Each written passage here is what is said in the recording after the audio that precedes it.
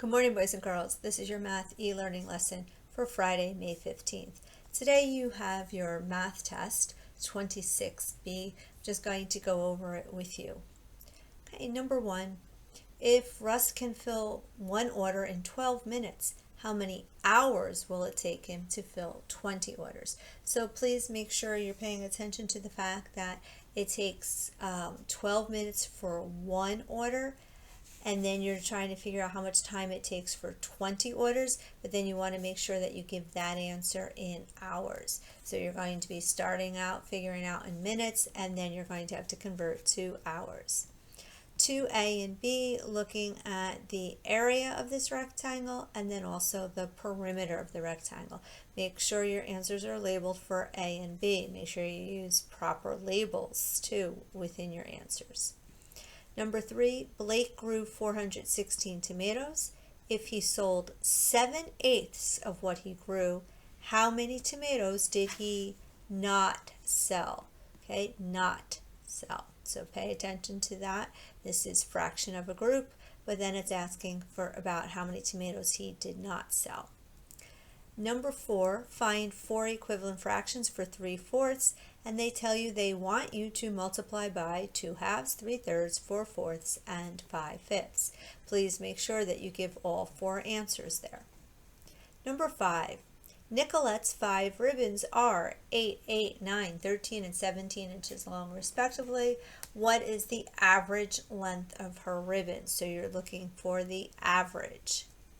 Number 6, use words to name this number. You have 26,091.4. Okay, 0.4. Number 7, after spending $3.95 on a sandwich and 75 cents on a drink, Iris still had $2.30 left. How much money did she start with? Tells you what she spent, what she has left, what did she start with. Number 8, Athena rolled a number cube. What is the probability of A, rolling an odd number, B, rolling a 6, and C, rolling a number less than 3?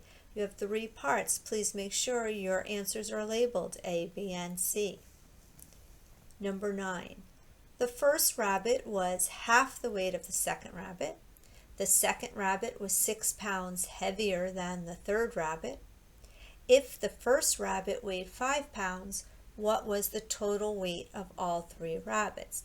Well, you're looking for the total weight of all 3 rabbits. And again, you always start out by looking at the obvious first and then working from there. Number 10, you have 8,008 is how much less than 18,080? How much less is the first number than the second number? Number 11, you have some decimals.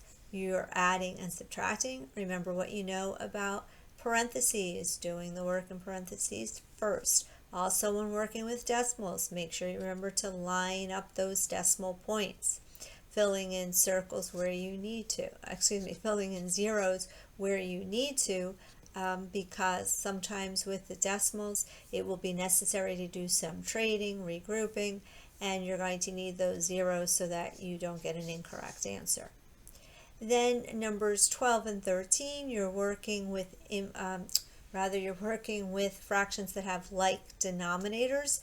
So remember about adding and subtracting with like denominators, what you need to do. Again, also pay attention to whether you're adding or subtracting. 14, 15, you have multiplication problems. Work carefully, step by step. 16, work it out as a long division problem. 17, long division. 18, long division. Number 19, you are solving for n. You're solving for n. Okay, you know what the total is, what the total should be. Then you have to look at what all these add-ins add up to. Then you have to figure out what n is equal to. And number 20, you're told to change the improper fraction 26/3 to a mixed number. Please make sure you work carefully. Take your time working carefully, lining up decimal points, making sure you're using labels. Also, please make sure I can see your work. Remember, these come to me through email. It is often difficult to read your answers, especially when you're writing very small or you're not pressing heavily enough. Okay, you want me to be able to read what you have written. Also, this is your last math test like this. Some of you do want to improve your grade, so you do need to work very carefully. Okay, so just take your time, work carefully, work neatly, and look it over before you decide to send it to me. Make sure it's clear and I can read what you have written and I can see where your answer is. Don't try and squeeze things in. It's better if you use a different sheet of paper to put your answers. Just number all of your answers. When you have A, B, and C, make sure you label it A, B, and C. I'm not going to try and match up your answer to the question, right? That's your job. Make sure you label everything. Right. If you have any questions while you're working or you need help, please make sure you reach out to me so I can help you.